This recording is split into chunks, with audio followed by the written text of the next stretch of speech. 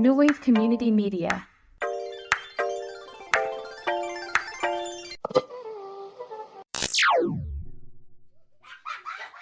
It's just J-Mike. Hi. What's up? I mean, hey, Neffy. Hey, Corey. We were just kind of like doing it. Yeah, behind the scene. Just tell. That's what we're doing part 2 Yes.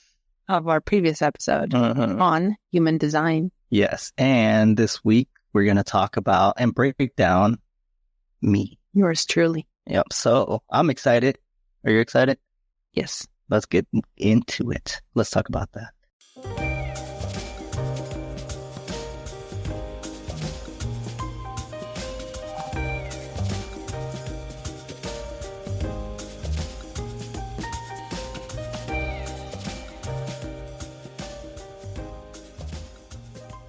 Welcome back to another episode of Everything But Perfect. We like to start what we like to call the Chit Chat Challenge, where we serve up a conversation starter to keep the connection alive. So this week's question is this. What is one thing I don't know about you? A lot. Because you never know everything about me or anyone else for that matter. Mm-hmm. Exactly. That's why it's a perfect convo starter, because that could go a long way. Yeah, and it's also if you are a crime junkie like I am, that's one of the rules. Like, you never know anybody 100%. That's why bad things happen. All right. So let's get into what today's episode is about. So, for our new listeners, this is part 2 of a continuation episode of last, in which we delve into a little bit of what is human design. And so if you want to really understand exactly what human design is, go to the first episode because we kind of break it down a little bit more. I'll do a quick little recap here, but I explain it a little bit better in the first episode. So make your way there and then come back. And just a quick reminder, we are not experts. We're learning as we go, as well. So we suggest you, if you want to inform yourself a little bit more, to do your own research and go from there. Mm-hmm. Mm-hmm. So, as you recall, Neffy, human design is kind of like a self-knowledge system, combining astrology, quantum physics, Chinese, I Ching, Judaic, Kabbalah, Vedic philosophy, and all that combined gives us our human design, which is exactly what that sounds, is who you're supposed to be in this world and how you can be, in a way, the best version of yourself in this world, how you can interact with external factors, other people, and your environment. So we learned that by human design. So we covered last episode how I stumbled upon it and how I then, started looking into it, how I found my true human design, which is I am a generator. And just a quick recap again for our new listeners. Human design is divided into energy categories, if you will. We have manifestors, manifesting generator, which is considered a hybrid. And then we have generators. So that manifesting generator is a hybrid. Projectors and reflectors. And so you combine, in order to obtain your human design, you just need your name, time of birth, date of birth, and place of birth. And that it gives you essentially like a chart of a lot of information. It looks a little kind of like weird because it's some boxes and a whole bunch of information. It gets broken down into little bit of very interesting information about that person, essentially you. Right. So we discovered that you are a projector. Yeah. And do you have it up there? Or would you like me to kind of say what a projector, the definition of a projector is? Yeah, I have it here. So the definition of a projector is people who can see a better, more efficient, upgraded approach to a specific thing and are here to share that with others. And that's the short version. Yeah. So each design or each energy works together with the other one, right? You're not out on your own.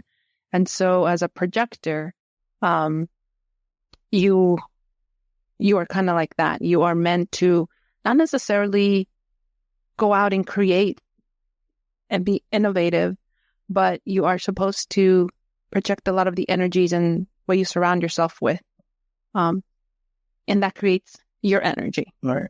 Okay. So it's really interesting that you are that, because as we kind of went along and started looking at what essentially a projector was, we were like, whoa, like this is spot on you. Yeah.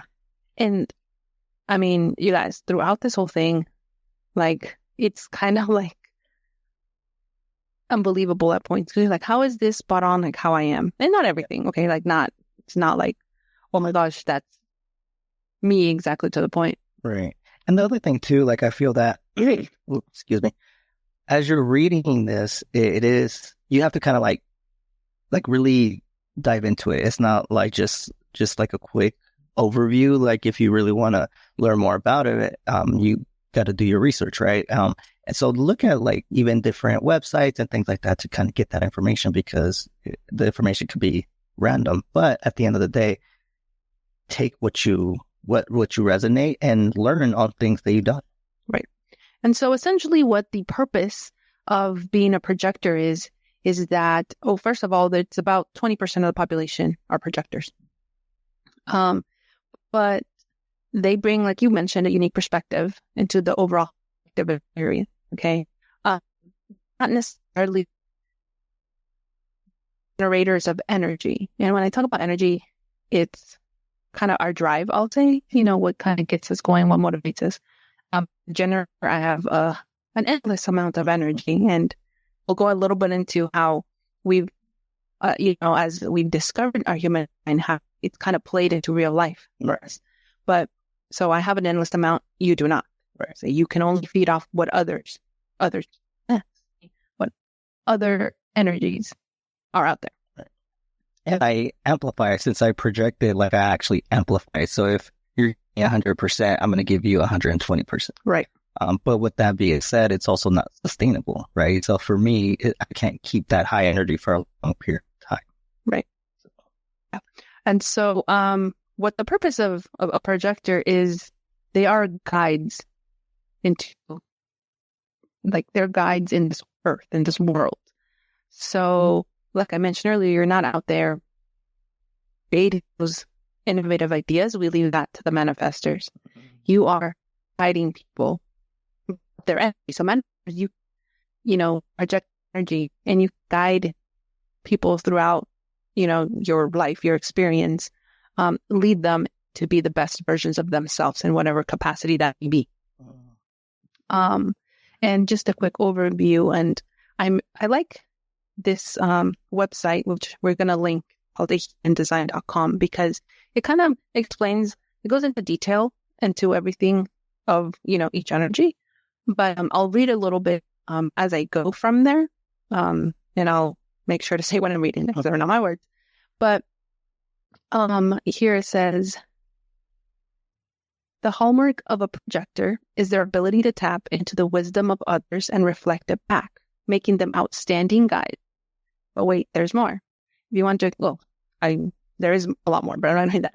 So yeah, exactly what guide they're saying. So would you say that you do see yourself as a guide?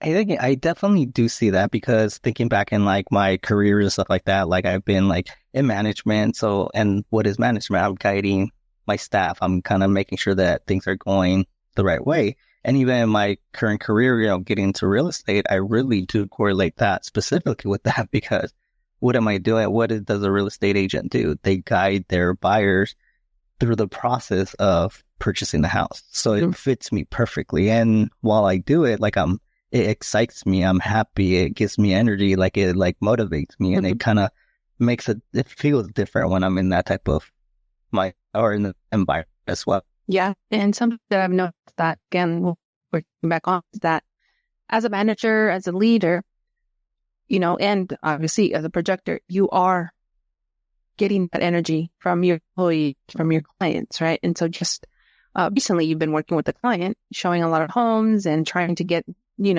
navigate that aspect of your job. Uh-huh. But what I've realized is that you come home and you're tired. When you're out there and you call me on the phone, we went to go see this house. You're all about it. You're talking with that client. You're pumped up because why? The client is pumped up, right? They're looking for their dream home, or they're looking for an investment property. They're looking for their family home, and that's exciting for them. That's like that's energizing, and so you feed off of that. Right. But once that's done, you come back and you're tired. Wow. Have you noticed that? And that's the funny thing. I haven't noticed that, but now that you mention it and thinking back, like, you're right. Like, whenever we're out in public and like, yeah, I do feed off the energy. I'm like lively, but yeah, and sometimes I remember in the past, you'd be like, why are we so tired when we get home? And it's like, now it makes sense when I'm able to do that. And that's the way I am. Yeah, exactly. And even certain things, like when it comes to us personally, like, we were just joking about this the other day when I was like, it all makes sense that I'm all about it. I'm like, let's wake up early. Let's do A, B, C, D, E, F, G. And you're like, okay, let's start with A. Let's get done with A, and then we'll see where we're going. And so by the time C hits, you're tired. You're like, you know what? It's Saturday. Let's do the rest Sunday. And I'm like, all right, sure. But it's that, although I'm giving you energy, you can't sustain it. Right. You kind of crash back down, and that's when you need your rest. And you need to revitalize yourself. So that's an important characteristic of you. And a lot of projectors, that you can go, but you're going to need to stop. Others, maybe like myself, I'm like, I can go. Yeah, eventually I have to stop, right? But I can be up the next day. Right. And I remember I used to think that it was because I was young, but when I was younger, I was going to school, I had a job, and I had an internship. And I was just going, I was on 3 hours of sleep, but I had the energy. When I was in those, I was at work, I was awake. I wasn't like, I need to go sleep. When I was at school, I was paying attention. When I was in my internship, I was all about it. And now I'm like, that makes sense. Like, I was just pulling because I liked what I was doing. Right. And I could just keep on going. But with you, not so much. So, yeah, that's been really interesting to me. So do you have your chart pulled up there? Yes, I do. So the chart tells us, the main thing is, your energy, which is you're a projector, but it goes into a little bit more details about, like the way that you make decisions. And that for you specifically, it's called the emotional solar plexus. That is just how does something make you feel? Simple as that. It doesn't have to be crazy, but when you make a decision, you have to kind of essentially go with your gut. How does it make you feel? Are you like iffy about it? No, is it a flat out no? Are you super excited about it? And you'll start seeing that when you make decisions, and it's just going to be a yes or a no, it's going to either be really good for you or really bad. If you don't feel it, like if you don't make that decision based on what you're feeling. We tend to do that a lot. Right? We're people pleasers. We sometimes don't want to do things, and we just do them just to make somebody else happy, or to not create any tension with, that person or that space. But, as we learn about you, you need to be aware of it. Right. That if it's just a question, if I say, hey, Nafi, can you come do this for me? Let's go here. And you're like, I don't know, like, I'm tired. I just finished with my client. Like, all I want to do is really just sit down and watch TV. So, all I want to do is get in my car and drive another 20 minutes, be out another hour. And so if you say no, you're going to be fine. Right. If you say yes, you're going to be pushing yourself hard, and that experience might be negative. Right. And it could just be like, now you maybe resent that person because I'm tired, or, like you may not feel, kind of like babies when they're overly tired, they're cranky. Right. Right. It's like that. And so even though it could have been something nice or good, you may not have that experience because you're not really making that decision authentically. So it is more like listening to your gut, right? Like listening to the gut feeling. Mm-hmm. So like if it's a yes, like go for it. But if I have any hesitation, that's when I really got to reevaluate it. Yeah. Think about it. It's not just about yes or no, right? But it's like, no, okay, why is it a no? Right. Like, why do I feel like, no, a yes is easy. Boom, yes, I'm all about it. But a no is going to be like, wait a minute, but why? Right.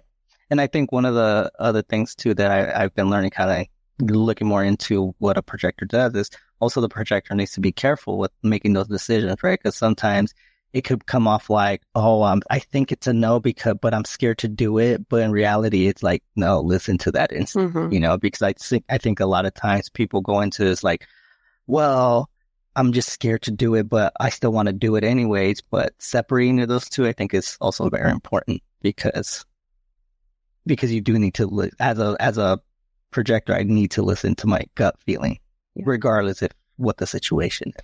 And sometimes it's easier said than done, right? Because it can be so easy, be like, no, I'll follow my gut, right? Or like, trust your heart. Yeah. But it really is that. And I don't know, like sometimes when you're in situations, your heart start beating, you start like feeling a certain maybe anxiousness or fear or something, like pay attention. That means something. It's not just your body like reacting, like it is your body reacting to something.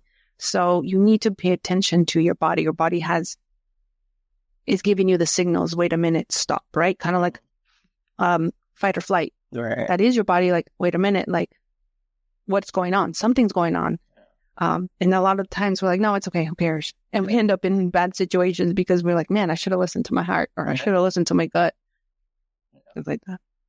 And so as we go down your chart here, your phone sucks, by the way. It times out like with 3 seconds. Like, hold it there. So another big part of the human design and what it helps you understand yourself is the strategy. And each energy, each human design has a specific strategy. It describes essentially how aligned opportunities will present themselves to you. Okay, so that's big. Yeah. Opportunities, right? That's good. So your strategy is being invited. Oh, I like invitations. Yeah. So being invited is exactly what it sounds. It's an invitation. Okay. So you're going to get pretty, I'll say like, I don't want to call them basic, but average invitations, right? Birthday parties, outings, just hanging out with friends, hanging out with family, like things like that. You're going to get invited. And so even though they might be, even if it's your brother's birthday, you need to sit with that invitation and say, is it good for me to go? Is it going to be not necessarily beneficial, but is it the right invitation for me to accept? Okay. Even if it's your family's birthday, because what are we doing? We've been fed that you do these things. You show up for family, you do everything for family, but sometimes, no, you don't. I'm sorry. So this is hypothetical, right? But let's say you're beefing with your brother and he's been treating you bad and, he's been treating your family bad, me and your son. Would you want to go? Right. Do you really want to go to his birthday party if you're not even getting along with him? Right. Just to show face? Oh yeah, well, his brother's here. Right? So if that were the case, you'd have to sit with that invitation and say, wait a minute. Is it going to be a good thing for me? And then you respond accordingly. Right. What else do we get invitations for? Like jobs, right? Job offers. That's an invitation. And the same thing. You need to think about it. Is this job going to be something that is going to be good for me? And I know that's sometimes a little hard, and maybe you can relate. I know I have. But sometimes you get things just because you need them, right? And I know, we've also been open about, you getting laid off. And so what does that mean, right? Recently, if you want to share about an invitation that you got for a job. Yeah. It was one of those situations that, I was working, and I decided to take the opportunity to go into real estate full time. So I did get an invitation to a training, and it just kind of started off like casual, it's into a training, and it was cool. It was something that it was different. It was a different brokerage, so it was a little kind of weird, but it was still an invitation. So I went through it. I kind of got a lot of good information. And that's when things started changing. I started thinking what would benefit me in this time in my career, and pretty much like looking at like the pros and cons on both jobs or both brokerage. I kind of sat with that, and I, kind of like you're saying, you have to really feel it. And I just felt that this was the right move for me. And nothing that there's something bad with the previous brokers. Like, they're great. Like, it was a great opportunity. But for right now, what I needed is something different. And I felt that this brokerage was going to offer me that. And, since then, like, things have going well. Things have been changing. I've been learning. I've been evolving a lot. And it has been a good situation for me. So I think that's like a perfect example that recently just happened as well. Yeah. And also, too, were you contacted by your old job to kind of come back again? Yeah, exactly. And that's another invitation. Mm-hmm. And even that one was more like, I also had to sit with it because, again, being laid off is shock. You got to sit, financially and things like that. There's like that security in that paycheck, right? But what was that causing? I was just going back to what was holding me back from doing real estate full time. So even though I felt that I considered it because it was obviously it was a safe space, it was that, but deep down inside, that's not what I wanted to do. So that's why I decided to sit with it. And when the opportunity came, I just bypassed it. And, right. I still continue on the path I'm on right now. Yeah. And, obviously, I know for saying because you're my husband, but you weren't the best version of yourself at your old job. Right. Right. Sure. You weren't, there was a lot of, just things that weren't fitting into your current life now. And so had you accepted that invitation, you would have just gone back to that place, being miserable, being unhappy. Yeah. And that takes awareness, and that takes the knowledge of knowing how you respond, right? The invitations. And so, it's true. A lot of these things that we've been reading about ourselves, individuals, they're true. Like, they're happening in real life, and you sit there and you're like, what? Yeah. Right. I noticed too, for mine, it was, I respond. And so that's what my strategy is respond. I don't need to wait for an invitation. I just need to see something and wait. I want to respond to that. Oh, I don't want to respond to that. And it's as easy as that. But it's going to take some knowledge and some kind of certain level of awareness of yourself to go and follow and be true to your human design. And I think a perfect example of that is when you do follow your human design, that's when you're living your best. And then that's when great things happen, And I feel that like, even though like we don't, now that we're learning it, if you think back of like our situations in the past, you could say, oh, this happened because this happened this way because of this. And, those are like the interesting thing because you could pinpoint certain situations and events that directly correlates with your human design. Yeah. And so I'm going to read another little excerpt here from ahumandesign.com, how to recognize when you're being invited. So as a projector, understanding when you're being invited is key to harnessing your energy effectively. Invitations come in various forms, whether it's a direct invitation to share your insights or a more subtle cue that someone is open to receiving what you have to offer. Pay attention to both verbal and nonverbal signals during interactions. For instance, when someone asks you for an opinion on a topic or explicitly invites you to lead a discussion, that's a clear signal that your insights are welcome. Awareness of your surroundings and the energy of those around you can help you recognize invitations. For example, if friends frequently turn to you for advice or seem genuinely interested in your thoughts, that's a great sign that you're being invited to contribute. It's vital for you to trust these moments and engage openly, since sharing your wisdom in the right environment can be incredibly fulfilling. Yeah. And I feel like it's true. Sometimes we offer advice to people. They don't want it, right? And for you, it's such a special power because you have a lot of wisdom to share, but you don't need to share it with everyone. You need to wait until that person goes to you and says, hey, Niffy, like, what do you think about this? What about this? You know, and as we're learning this, we're learning as well, because this is exciting for us. Like, I want my whole family to understand the human design because they're going to find a lot of answers. But that's not how it works. Right. It has to come from you. And so you, knowing this information, you want to go out and tell the same, your family. But specifically for you, you need to be invited. Mm-hmm. Yeah. So then pull up your chart one more time there.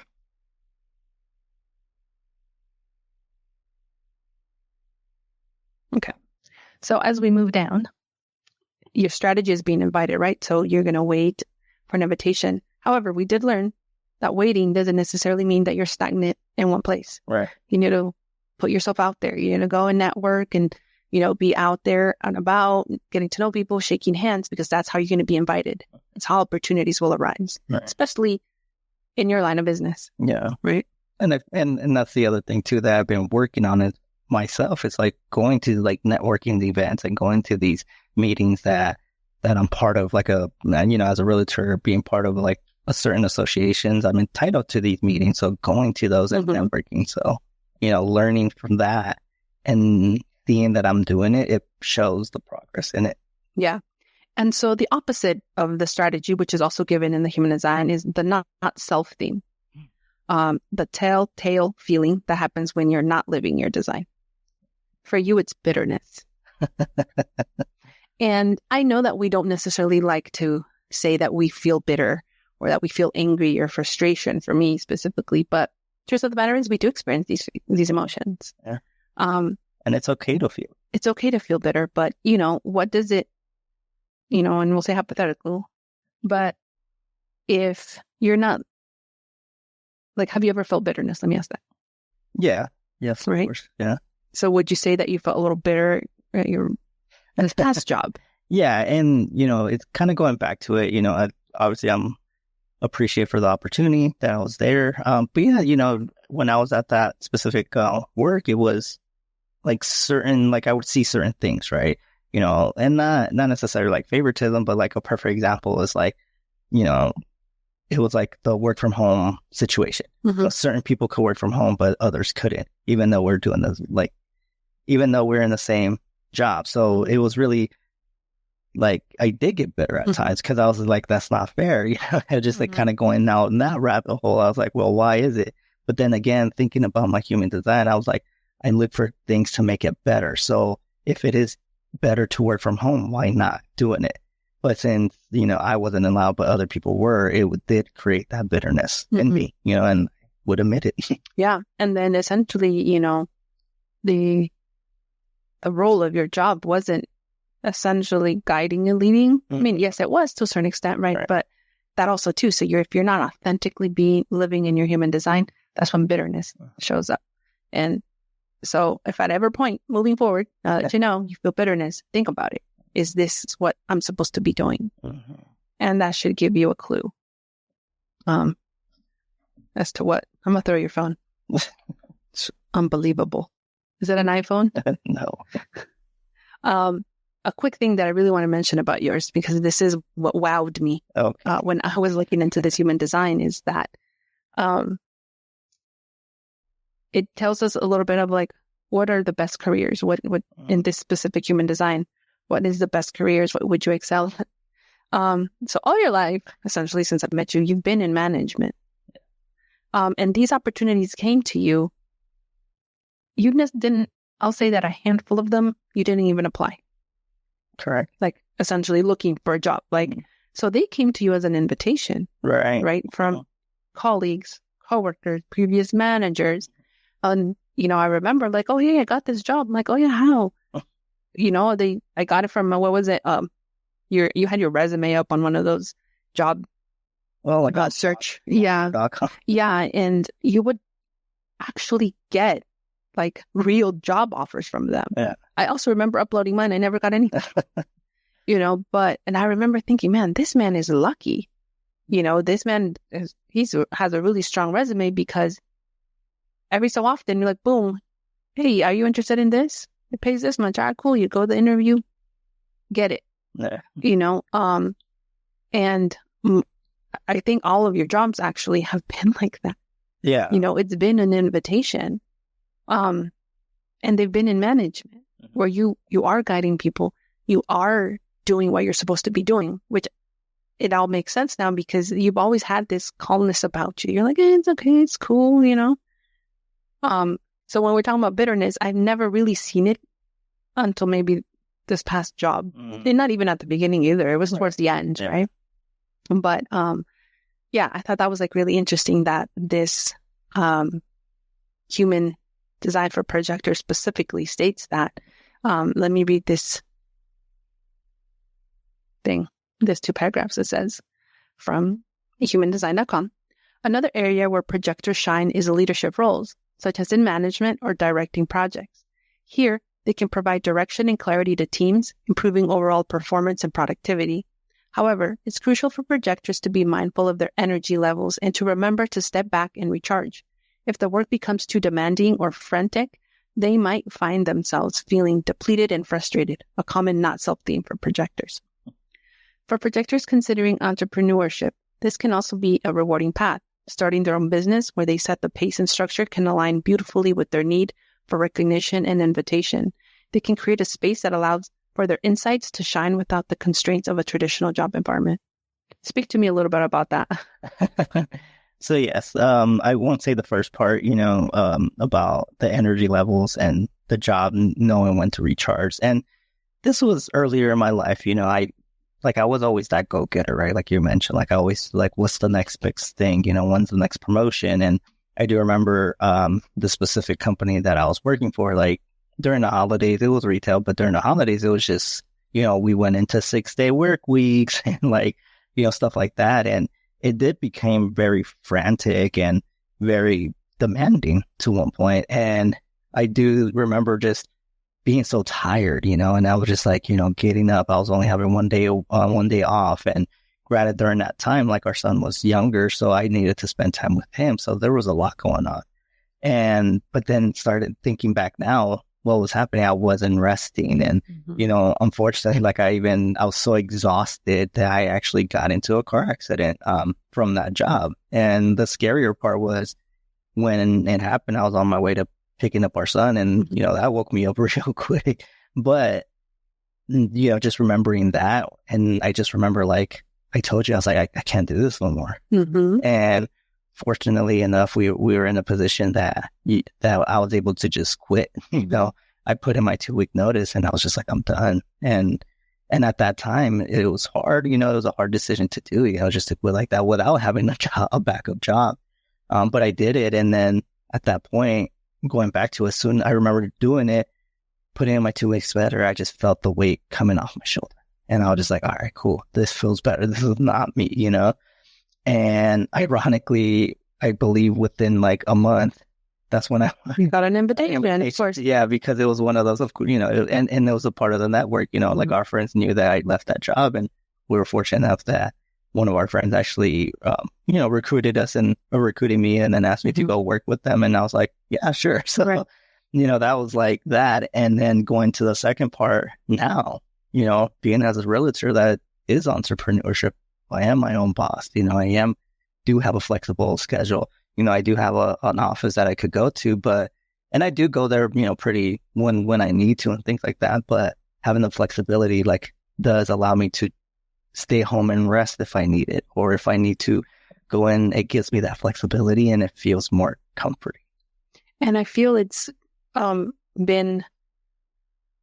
allowed you to find a nice balance because you've established a routine in the morning where you're not immediately waking up like, okay, gotta go by, right? You meditate, you exercise, you go out, you sometimes have breakfast. Sometimes maybe you're not hungry, so you don't. We drop off our son at school, we have conversations, and so it allows you to start your day slowly and then boom, go into what you need to do at your job. Right. Which I think is amazing because, not everybody can do that, right? So it's allowed you to kind of balance your life in a way that you have your own life, your own hobbies, your own, kind of morning routine. Yeah. you go to work and then you come home and you can be with family. You can dedicate that time to us and to, anything other than your job. Right. And it also, like you mentioned, it opens it up, even before, I felt always tired, because I was, I was waking up early. I had that strict schedule. I was like, all right, I was waking up, early, going to sleep late, and it wasn't balancing out, and now I feel like, okay, like I know if I have soccer practice tomorrow, like, okay, I'm going to take it easy today. Yeah. It does give me that extra cushion and flexibility. Right. And then another part that I wanted to talk about is the authority. And so your chart. The strategy helps us see how aligned opportunities are designed to come our way. But going to that thing I was talking about, how do we know which are a yes and which are a no? And your authority is emotional solar plexus. What does that mean? And I'm going to read an excerpt here from another article that I've been using to understand all of this. And it's just how to read your human design. And we'll also add these at the show notes. So authority. It says, typically we are taught to be logical, to weigh the pros and cons of every decision carefully and use our minds to think it through. But human design takes a different approach, relying on deeper sources of innate bodily wisdom. In total, there are 7 authorities in human design, each with a different way of communicating what's right for us. You will have one primary authority, which you can find listed on your chart. So yours, we established that's the emotional authority solar plexus. So a little bit about that. For you, clarity comes with time. Before making a decision, you need to write out the highs and lows of your emotional wave, feeling the full spectrum of your emotions until you arrive at a place of clarity. Sometimes you may need to wait 5 minutes. Sometimes you may need to wait 5 weeks. The key is to give yourself space to process your emotions so you're not making snap judgments during these intense highs or lows that may feel right in the moment, but don't ultimately align with you in the long run. What's also interesting is this is my authority as well. And I know I started reading this and I was like, facts, completely facts. I take a long time. If you were to come to my house, a lot of the walls are bare because I'm waiting for the perfect art, to put on there. And I want a specific type of art and I have yet to find it. And that's just so basic and simple. But that's me. If I go and I just buy random thing, I'm not going to be happy. Like that's, so I sit there and I weigh, okay, do I want this one? How big, how small, what artist, the price. And that's just how I am with a lot of things in my life. And you are as well. Mm-hmm. Can you think of a time where maybe you made a snap decision, maybe didn't work out 100%? Yeah, definitely. And I think one of the ones that I feel was recent and, marrying you. No, like I feel that, the question is when I made a snap decision and have you ever made one that you made a snap decision, right?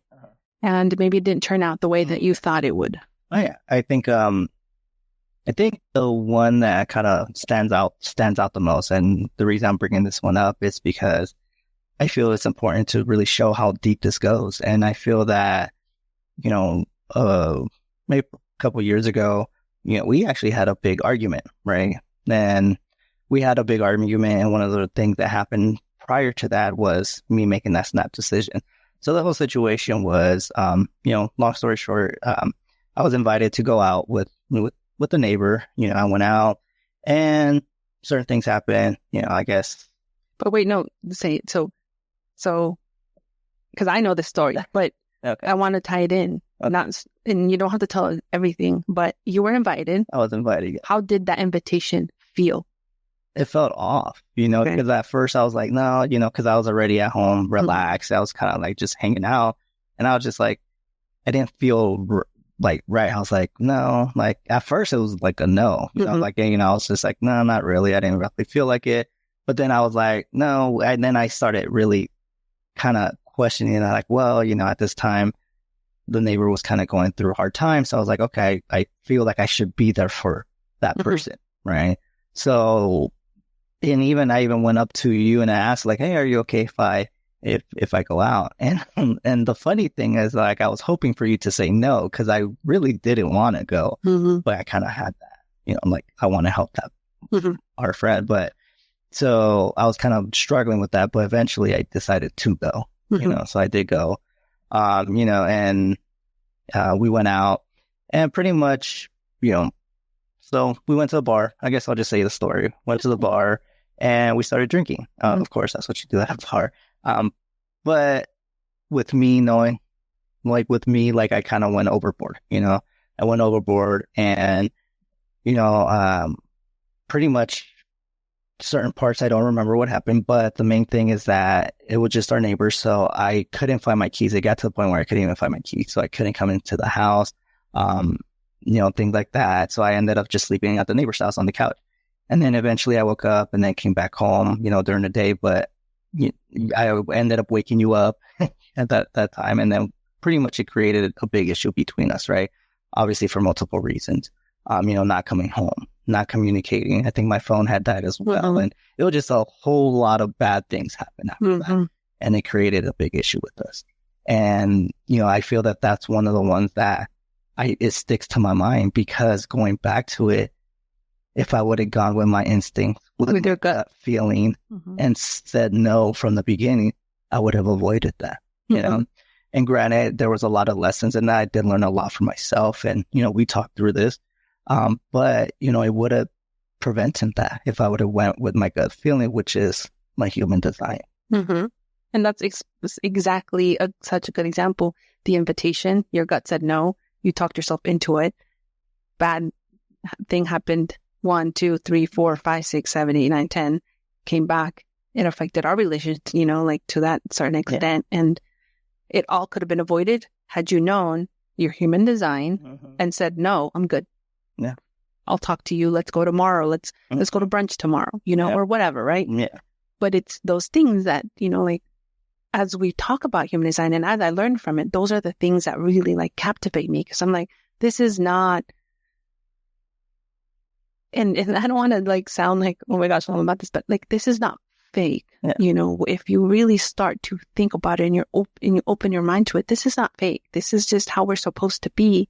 And unfortunately, we've been fed all these external beliefs of things we should do and we shouldn't do, and how we should act and how we shouldn't act, right?